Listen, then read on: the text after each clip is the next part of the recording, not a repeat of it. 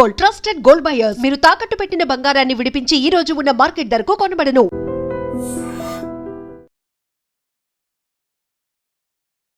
నమస్తే, welcome back to IT media healthy conversations with Jhansi. So ఈరోజు మనం ఒక మంచి topic తెలుసుకోబోతున్నాము.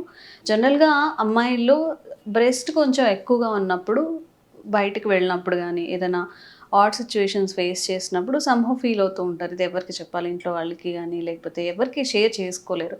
And at the same time pros and cons ఉన్నట్టు coin has a two sides అన్నట్టుగా మరీ చిన్నగా ఉన్నా కానీ లో కాన్ఫిడెన్స్ ఉంటుంది. సో ప్లాస్టిక్ సర్జరీలో దీనికి ఏదైనా ఆల్టర్నేట్ ఉందా? ప్లాస్టిక్ సర్జరీ త్రూ మనం ఏదైనా మోడిఫికేషన్ చేసుకోవచ్చా తెలుసుకుందాం. సో ప్రస్తుతం అంతా ఉన్నారు ప్లాస్టిక్ సర్జన్ డాక్టర్ శ్రావ్య గారు, మెడికవర్ హాస్పిటల్ నుంచి మాట్లాడేద్దాం. హాయ్ అండి. హాయ్, ఎలా ఉన్నారు? సో ఐఎమ్ గుడ్, మీరు ఎలా ఉన్నారు? ఫైన్.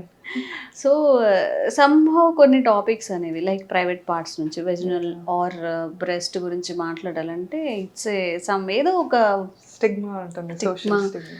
మాట్లాడితే ఏమనుకుంటారో అని చెప్పి సంహౌ ఈ వీడియో కూడా మనకి మంచి కామెంట్స్ వస్తాయి, మంచి మంచి కామెంట్స్.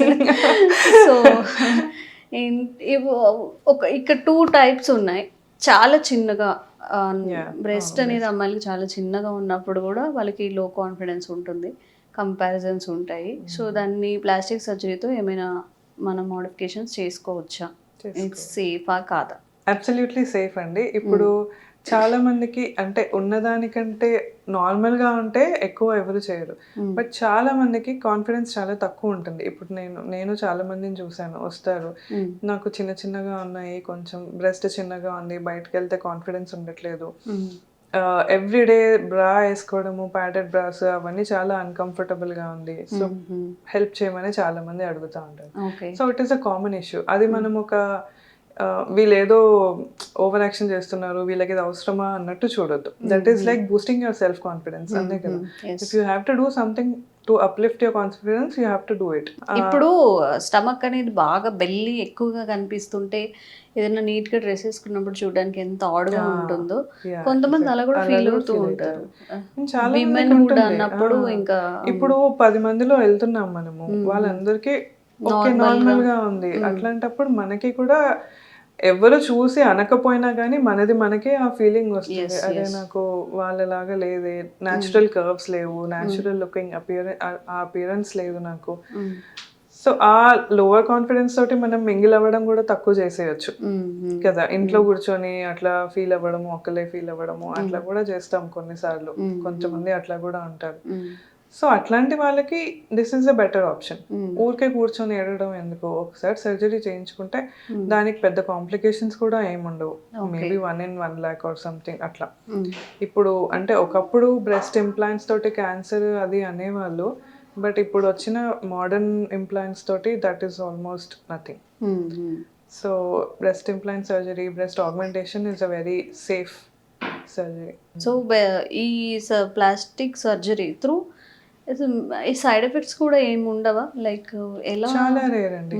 ఒకప్పుడు ఉండేవి, బట్ వాళ్ళు ఆ ఇంప్లాంట్స్ ని మోడిఫై చేసుకుంటూ at present whatever the implants which that are available they are very safe. Okay. And అది ఒక చిన్న సర్జరీ, అంటే కింద బ్రెస్ట్ కింద మనకి స్కార్ కూడా కనిపించదు, ఆ స్కార్ త్రూ మనము ఇంప్లాంట్ ని ఒక పాకెట్ క్రియేట్ చేస్తాం అనమాట. బ్రెస్ట్ కింద ఒక పాకెట్ క్రియేట్ చేసి ఆ చిన్న స్కార్ నుంచి లోపలికి పుష్ చేస్తాం ఆ ఇంప్లాంట్ ని. సో మనకి రిజల్ట్ కూడా ఇమీడియట్ గా ఉంటుంది, కాంప్లికేషన్స్ ఏమి ఉండవు. ఓకే.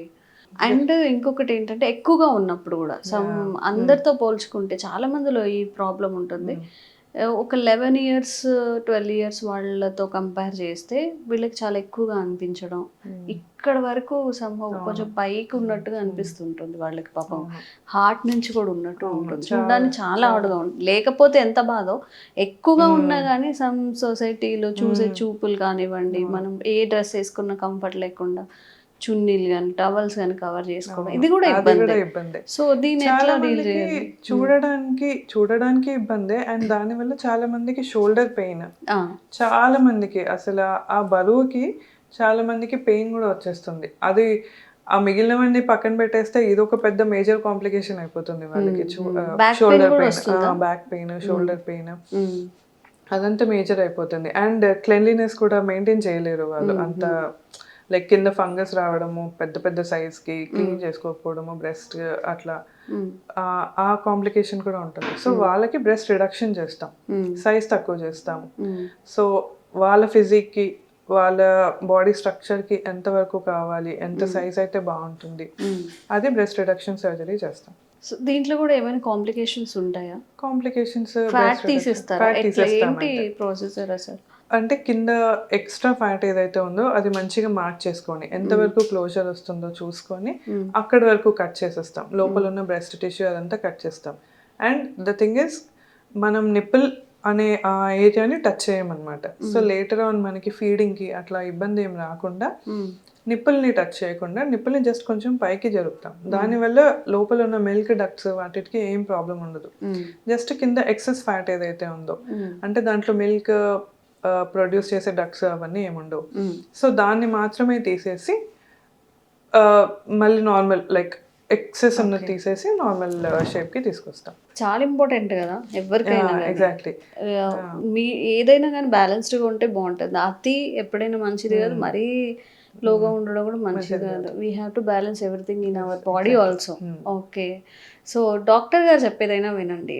పిచ్చి కామెంట్స్ పెట్టడం, నెగిటివ్గా అర్థం చేసుకోవడం తప్ప ఇప్పుడు మనం చాలా డెవలప్ అవుతున్నాము. కొంచెం బ్రాడ్ మైండెడ్ గా ఆలోచించడం. హెయిర్ ట్రాన్స్ప్లాంట్ కూడా కాన్ఫిడెన్స్ కోసమే చేసుకుంటాం. అది బయటకు కనిపిస్తుంది. ఇది బ్రెస్ట్ అనేసరికి కొంచెం ఇన్హిబిషన్ ఉంటుంది సొసైటీలో. అవును, అమ్మాయికి ఎందుకు ఇవన్నీ అవసరమా, పెళ్లి చేసుకుంటే సరిపోతుంది అట్లా అనుకుంటారు. అట్లా కాకుండా అమ్మాయికి కాన్ఫిడెన్స్ కావాలి. Even she should feel good, she should feel confident. So దానికోసం ఇఫ్ షీ వాంట్స్ మనకి ఇప్పుడు చాలా అడ్వాన్స్డ్ టెక్నాలజీలో ఉన్నామండి. ఎవరో ఏదో అనుకుంటారని మనం లో కాన్ఫిడెన్స్ ఫీల్ అవ్వడం కానీ, ఇది ఎలా చెప్పాలి అనడం కానీ ఏం కాదు. డాక్టర్స్ ఫ్రెండ్లీగా ఉంటారు, మన ఇష్యూస్ అర్థం చేసుకుంటారు. కాబట్టి ఈ రెండు ప్రాబ్లమ్స్ ఎవరికి ఉన్నా సరే, if you are affordable issues కూడా ఉంటాయి. కాబట్టి వచ్చి కన్సల్ట్ అయ్యి మీ ప్రాబ్లం అనేది సాల్వ్ చేసుకోవచ్చు. ఎస్, నిజమే కదా. ఇన్సూరెన్స్ ఆప్షన్స్ బోల్డ్ అని ఉంటాయి. మనం గట్టిగా అనుకోవాలి అంతే. ఈ షై ఫీలింగ్స్ ఇవన్నీ వదిలేసి మనం కంఫర్ట్గా ఉండేలా చూసుకోవాలి. ఈ బ్యాక్ పెయిన్స్ ఇవన్నీ మనం ఫేస్ చేస్తాం కాబట్టి, ఎక్కువగా ఉన్నప్పుడు లేదా తక్కువగా ఉన్నప్పుడు కాన్ఫిడెన్స్ అనేది ఆ ఫీలింగ్ మనది. కాబట్టి ఇవన్నీ వదిలేసి డాక్టర్ దగ్గరికి వచ్చి ప్రాపర్ గైడెన్స్ తీసుకొని చక్కగా మన ప్రాబ్లమ్ సాల్వ్ చేసుకోవచ్చు. Thank you so much. ఇది మాత్రం చాలా వాల్యుబుల్ అండ్ చాలా మందికి ఉపయోగపడుతుంది అనుకుంటున్నాను. థ్యాంక్ యూ అండి.